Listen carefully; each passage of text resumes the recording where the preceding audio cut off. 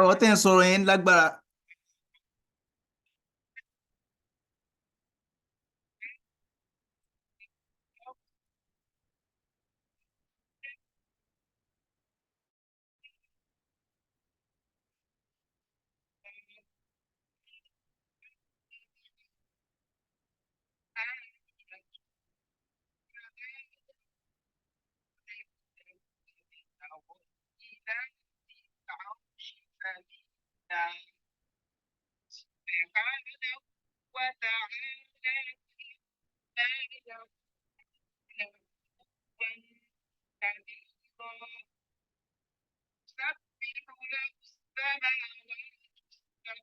والأرض ومن فيهن إلا يسبح بحمده ولكن لا تفقهون تسبيحهم.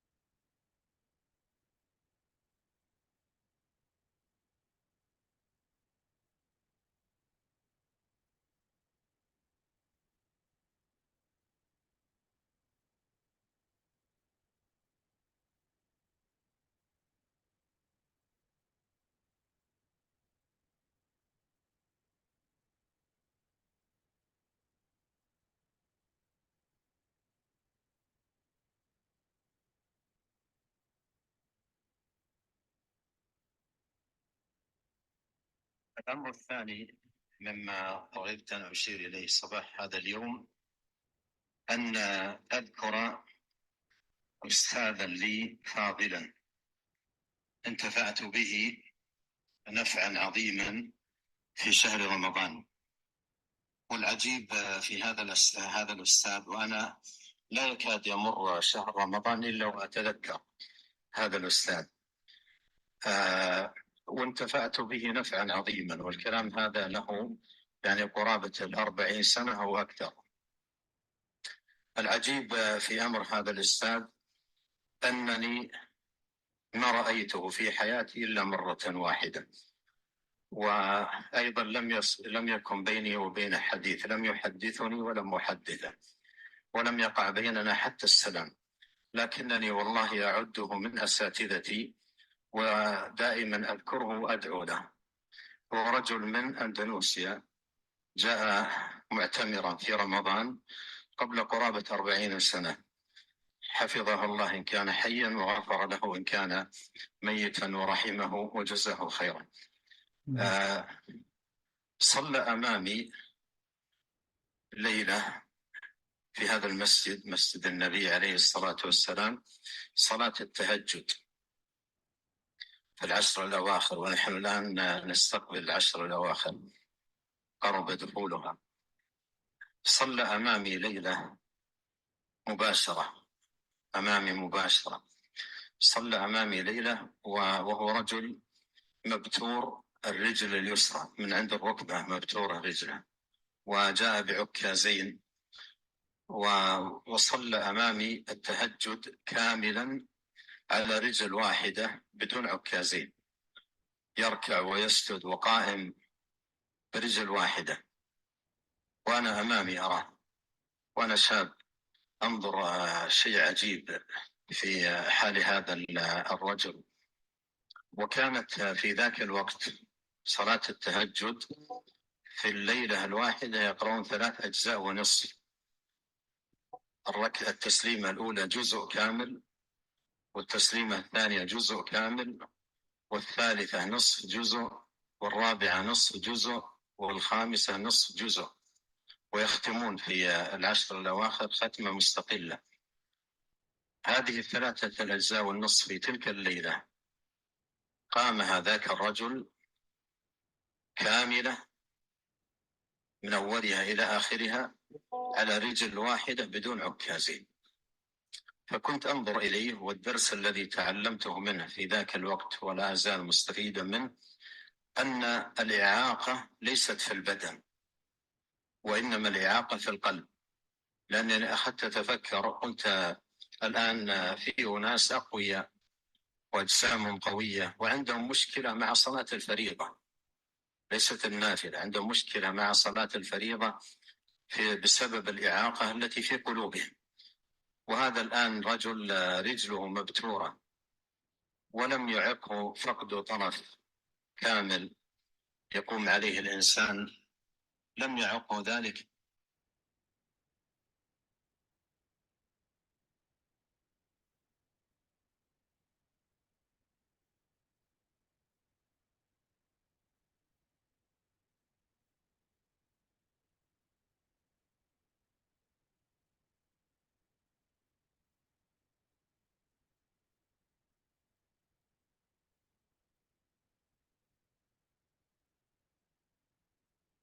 Lọ sọ̀rọ̀ sọ̀rọ̀ sọ̀rọ̀ sọ̀rọ̀ sọ̀rọ̀ sọ̀rọ̀ sọ gbogbo nǹkan tó máa sọ. Mi ò sọ ọ̀rọ̀ kan.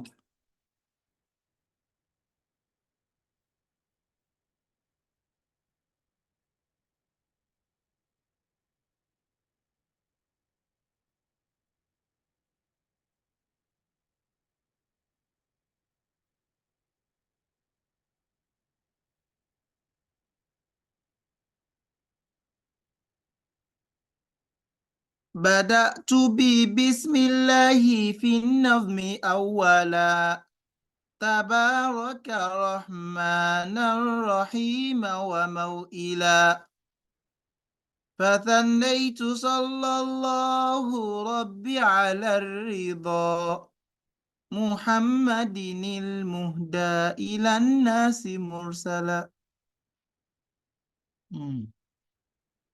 بدأت ببسم الله في النظم أولا تبارك الرحمن الرحيم وموئلا فثنيت صلى الله ربي على الرضا محمد المهدى إلى الناس مرسلا.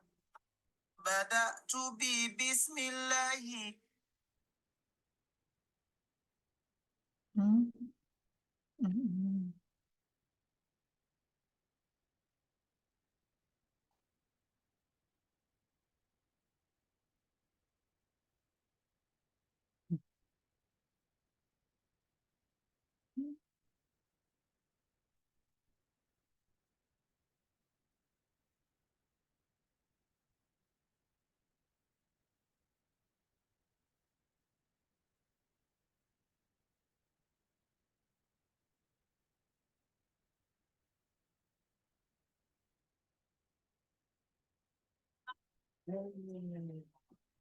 How are you, brother?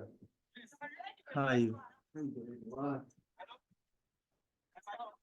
بدأت ببسم الله في النظم أولا تبارك الرحمن الرحيم وموئلا فثنيت صلى الله ربي على الرضا. السلام عليكم. وعليكم السلام ورحمة الله وبركاته. كنت أنتظر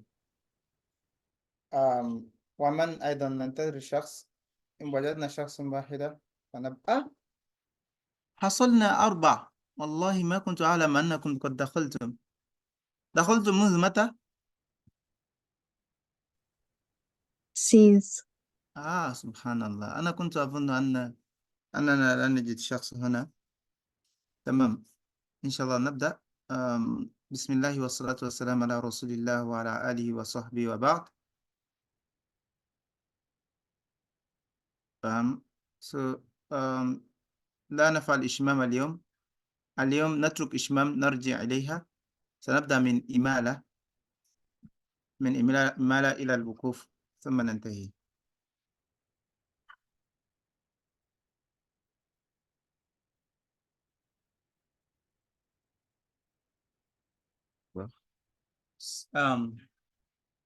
Let me see.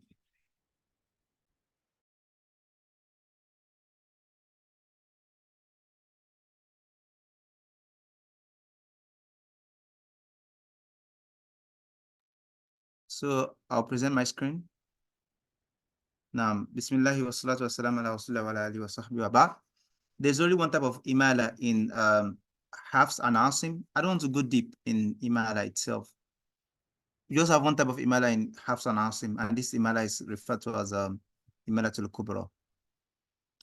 This tajud ruling exists. This is a tajud ruling that exists only once in the Quran in the recitation of hafs and asim. So if you're reciting with riwayah of what hafs and asim, it occurs just once, and it's imala tul kubra. We don't have the sugra. In hafs and asim, all we have is what al-imala to al-kubra, and it appears in Surah Hud. But unlike imala, it could be learnt by listening. You know, like we've not done imala, but like if you do imala, you see that in imala, if you listen or you read it from a text, you cannot learn it until what? Until you observe someone perform imala. But in what? And the other someone perform ishmam. You have to see somebody performing it for okay, this is ishmam. But in imala, when you listen to the reciter, you know, oh, he has performed what? He has performed what? Imala. So the imala here is in the raw. Can you see the raw does not have tashkil? Fataka Sodoma is not on it. And then we have this like kind of like diamond-like sign on it. And we have it like that written in the Quran.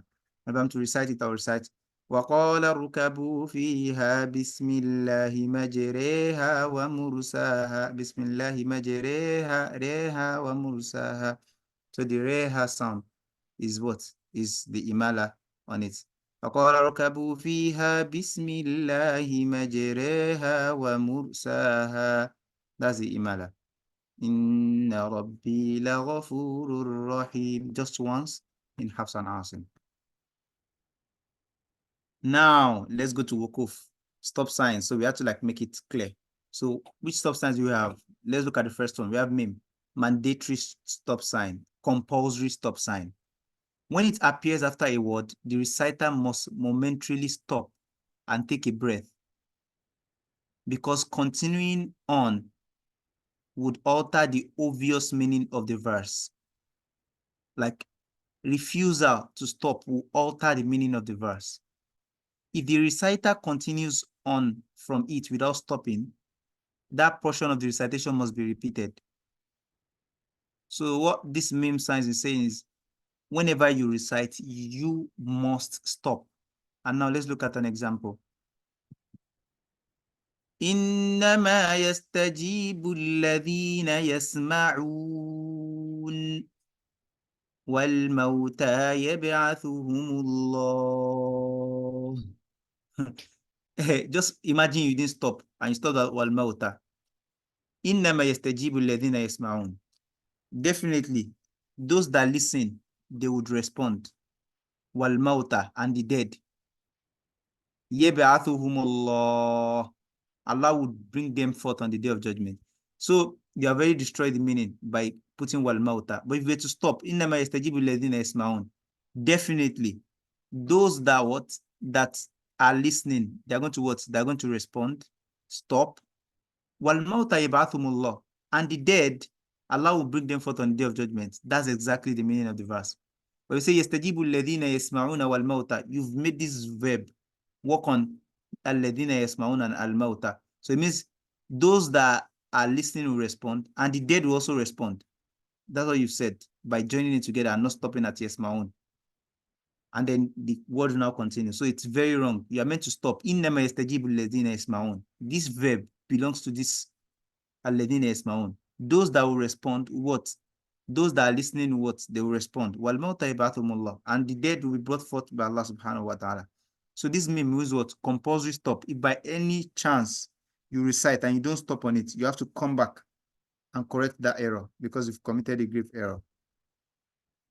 The qila sound. It's recommended to stop. This recommended stop. Very recommended. When it appears after a word, the reciter is encouraged to momentarily stop and take a breath, because continuing on could complicate the meaning and understanding of the verse. When you recite and you continue on a killer verse, and when you find a killer sound, it might complicate the meaning of the verse. So it's totally advisable that when you see the killer sign, you stop. Like very, very, very recommended that you stop. قل ربي أعلم بعدتهم ما يعلمهم إلا قليل فلا تمار فيهم يعلمهم إلا قليل. Stop.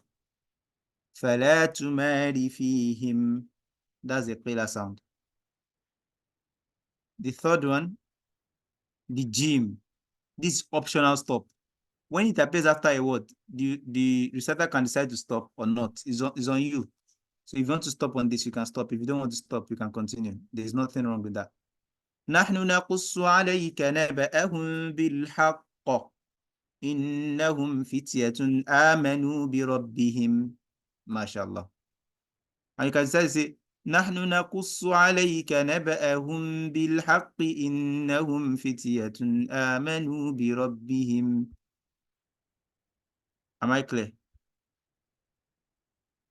So now let's go to the next one. We have the what? We have the sila sound.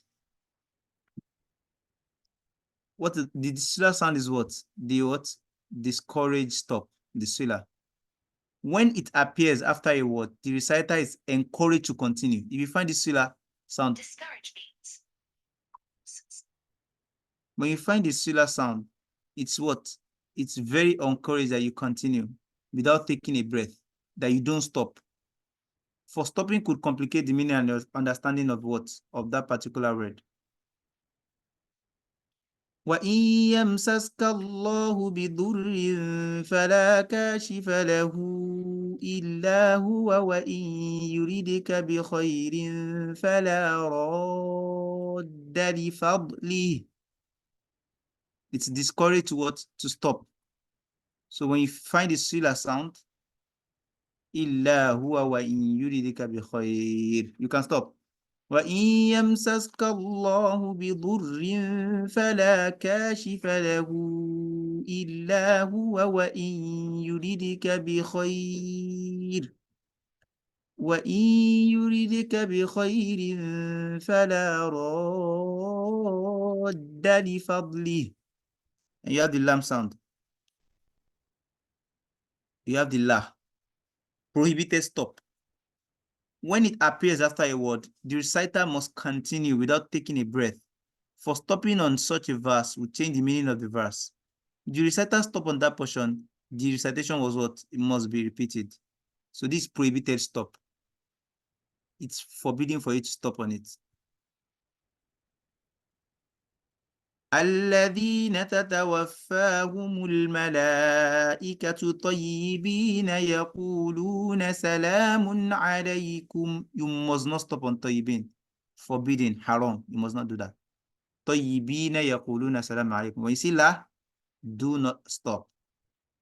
And then we have the sin. It's called what? Sakta, or recommended stop. When it appears after a word, the reciter is encouraged to stop momentarily without taking a breath, and continuing so would lose the rhetoric effect of the verse. Okay, so because of the effect of the verse, that's why what? That's why we have this there. And it's not really common. You find this in a handful of verses. And look at this in Surah Al-Qiyamah. وَقِيلَ مَنْ رَاقَ وَقِيلَ مَنْ رَاقَ. Because of what? Because of the sin. By stopping on what? Stopping on man. And the final sign is what? The selectable stop. They always appear in pairs. When they appear around the set of words, the reciter may momentarily stop, take a breath at either one of the two, but not both. So when you find this sign, I can either stop at la, roib, or fi. So these two, what they mean is you should stop at either, but you must not stop at both. ذلك الكتاب لا ريب فيه هدى للمتقين. That's one way to do it. The other way. ذلك الكتاب لا ريب فيه هدى للمتقين. So that will be the end of the stop sign. سبحانك اللهم بحمدك نشهد أن لا إله إلا أنت نستغفرك ونتوب إليك. Any question on Imala or like stop signs? Any question on Imala or the stop sign? Unmute your microphone, please.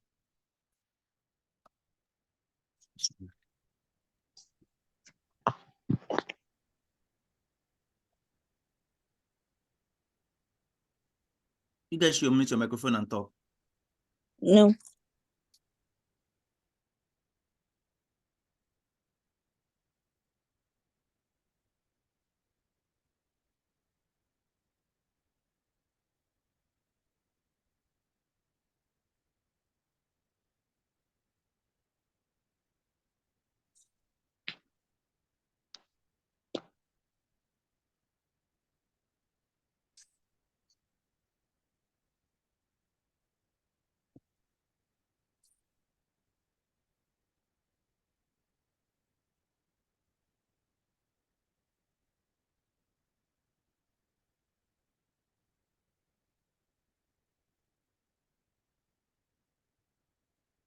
I went out. Can you guys hear me? Yeah. Yeah, I was asking. I said, did anyone have any question? Do you No. guys hear my question? When I was asking you, like, did anyone have any question? Yeah. Oh, you heard it. Okay. I don't know what happened. So, like, any question? No. No questions. Right? Should we take um Ishmam without doing what's the name again? Rome. Or should we take Ishmam on the face value, like on the face value of it, of La Ta'manna, or should take it from like the basics of it? Basics. Did you watch the video I sent? Yeah. Okay, you watched it. Did you watch everything? No, but I watched the Lata Manna place that they said it's from two different words. And Okay. there's actually Lata Manuna. Before this video, have you heard of Rome before? No, never. No heard of. Is it necessary? But most people can actually recite the Quran. Like what I'm trying to build is not like, I don't want to build any kind of complication in this course. I just want to build such that people can recite all the major parts of the Quran. Let me just teach Ishmam. I don't want it to make it complicated. Let me just teach Ishmam. Let me teach it now.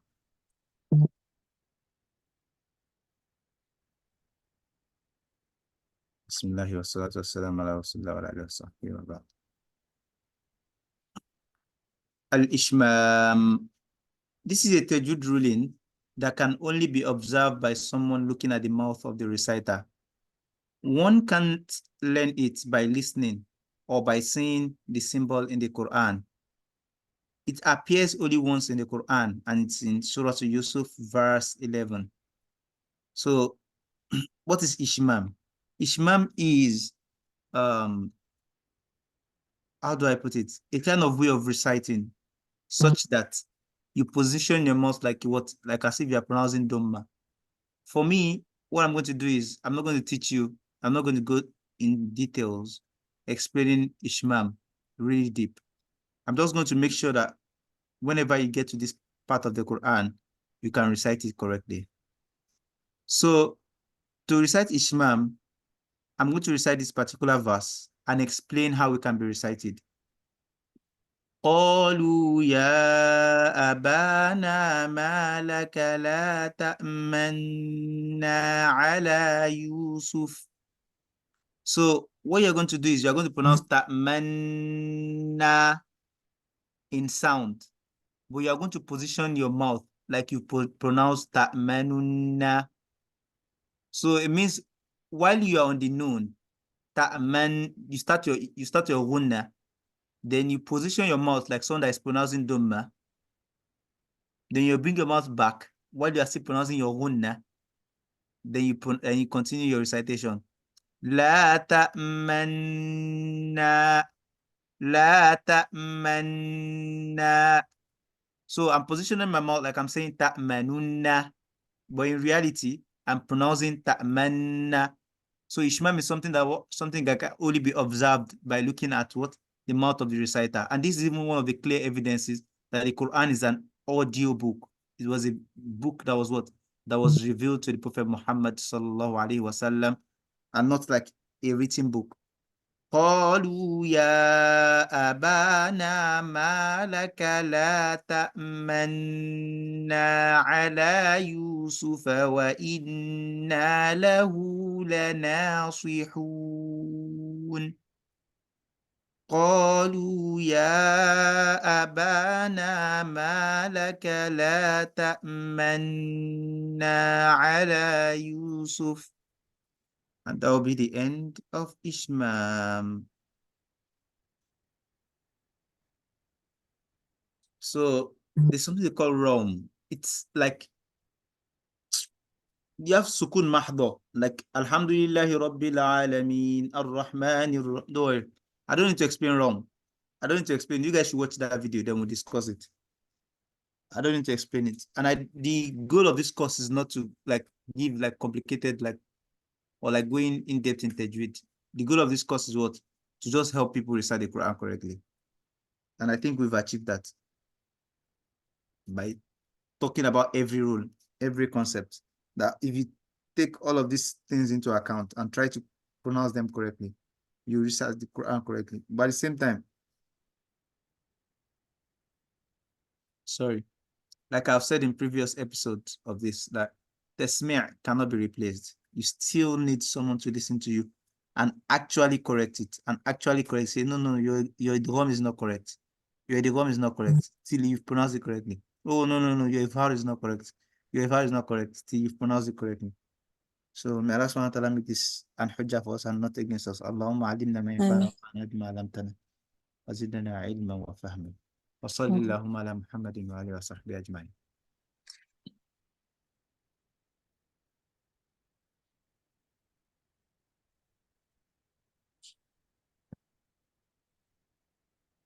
Any questions? No. Okay, I'll ask you one question and we'll go. How did Prophet Muhammad sallallahu alaihi wasallam used to drink water?